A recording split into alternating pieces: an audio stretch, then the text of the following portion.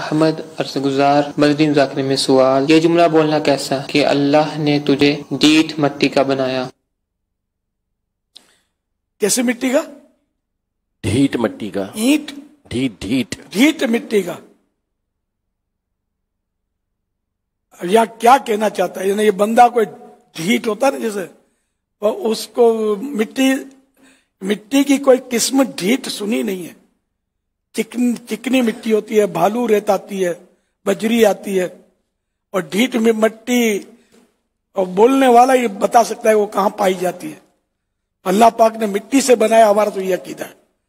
اور نعوذ باللہ اگر کوئی اللہ پر اعتراض ہے یہاں کہ یہ بڑا ڈھیٹ ہے، تو اللہ پاک نے اس کو ڈھیٹ مٹی سے بنایا. اگر بس اعتراض یہاں بن نہیں رہا غالباً. مفتی صاحب فرمائیں. جی، وہ مٹی جو ہے نا، وہ جو اٹھائی گئی تھی اس میں بہت ساری قسم کی صفات تھیں. کسی میں نرمی، کسی میں سختی، کسی میں انکار، کسی میں اقرار. تو جیسی مٹی سے جو بنا تو اسی طرح کی طبیعت اس کے اندر ہوتی ہے. تو یہ ویسے تو کوئی مسئلہ نہیں ہے، اعتراض تو عام طور پہ ہوتا نہیں ہے کہنا، لیکن اللہ کی طرف اس طرح کی بات جب ہو رہی ہو تو اس میں نسبت کرتے ہوئے احتیاط برتنی چاہیے. لیکن بہرحال وہ یوں نہیں ہے، جملہ جو آپ نے ارشاد فرمایا اسی کے مطابق ہے کہ کفریہ نہیں ہے. جی جی، لیکن ایسی باتیں کرا ہوا ہی نہیں. آپ کے پاس کون سا ایسا آلہ ہے جس سے آپ نے چیک کر دیا کہ اس کی مٹی ڈھیٹ ہے؟ ہو سکتا ہے یہ جو ضد کر رہا ہے اس میں بھی یہ اپنی جگہ پر درست ہو.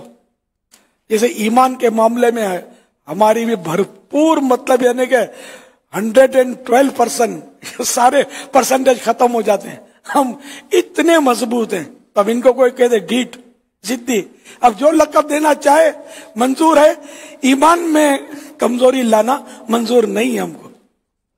ہمارا ایمان مضبوط ہے الحمدللہ، اور رہے گا انشاءاللہ، اللہ کی رحمت سے، اللہ کی عطا سے، محبوب کی نظر کرم سے.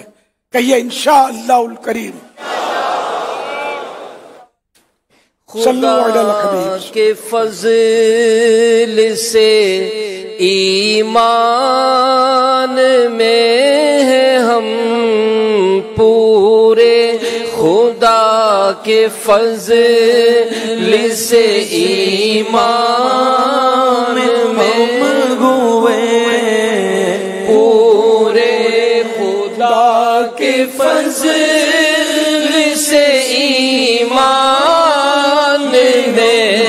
ہم پورے، کہ اپنی روح میں ساری ہے بارہویں تاریخ، کہ اپنی روح میں ساری ہے بارہویں تاریخ، کہ اپنی روح میں ساری ہے بارہویں تاریخ. حسن ولادت سرکار سے ہوا روشن، حسن ولادت سرکار سے ہوا روشن. میرے خدا کو بھی پیاری ہے بارہویں تاریخ، میرے خدا کو بھی پیاری